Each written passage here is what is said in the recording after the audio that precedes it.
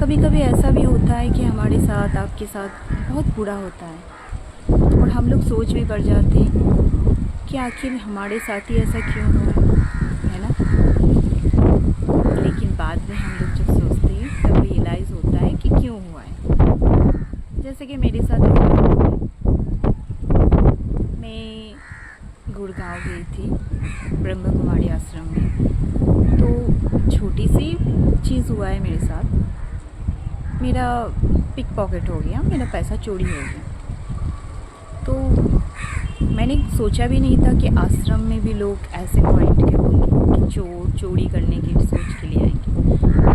तो मुझे रोना आ गया आते समय कि ये मेरे साथ ही क्यों हुआ है। मैंने तो किसी को ऐसे सोची भी नहीं। लेकिन बाद में मैंने रियलाइज़ किया जो होता है अच्छे के लिए होता है, क्योंकि वहाँ पे जाके आश्रम में बहुत इंसान मुझे मिले जो लोग मुझे कहा कि मैं तुम्हारे अपने हूँ, मैं तुम्हारे खून के रिश्ते से हूँ। इतना प्यार लुटाए, इतना प्यार दिखाए, मुझे तो आँख में आंसू आ गए कि ये लोग कौन है, इतना प्यार करते हैं। लेकिन एट ए टाइम जब मैंने किसी को कॉल किया, किसी ने मुझे ही कॉल कर लिया, तो मैंने किसी को बताया कि मेरे साथ ऐसा हुआ है, मेरे सारे पैसे चोरी हो गए। ओनली फॉर मेरे पास फ़ोन पे में पैसा था।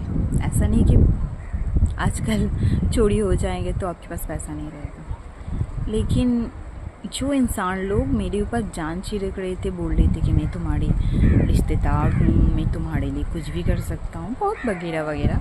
लेकिन वो लोग ने सुन के कुछ रिएक्ट नहीं किया और फ़ोन कट कर दिया।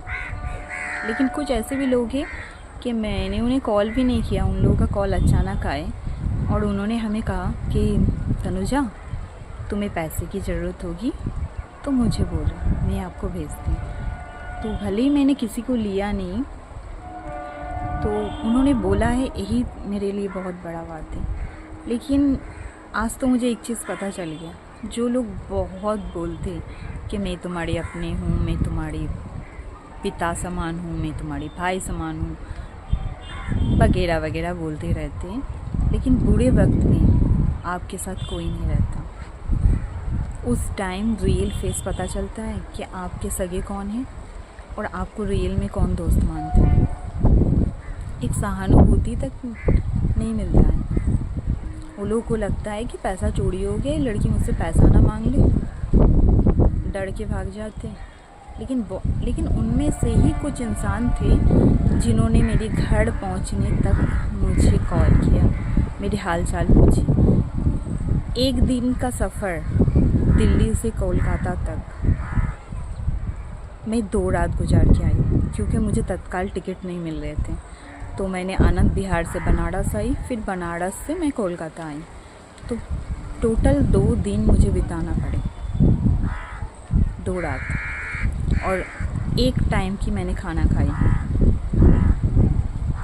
तो कुछ इंसान मुझे घर लौटने तक फिक्र कर रहे थे, कॉल भी किया। मैं उन लोगों का शुक्रिया अदा करना चाहती हूँ कि वो लोग मुझे सही में प्यार करते हैं। और जो लोग फेंकते हैं, मुझे तो पता चल ही गया कि हम तुम्हारे ये है, हम तुम्हारे वो है। तो बुरे वक्त में रियल फेस नज़र आता है। तो मैं उस परमात्मा का, उस महाकाल का मैं सही में शुक्रगुज़ार हूँ कि आगे चल के मैं उनके ऊपर और भी ना फेथ कर लेती, और भी बड़ी शायद मुसीबत में पड़ जाती। तो शायद उन्होंने एक छोटा सा चीज़ करके मुझे पता चला कि कौन मेरे लिए अच्छे हैं, कौन मेरे लिए बुरे हैं। तो इसीलिए आप भी मत घबराइए।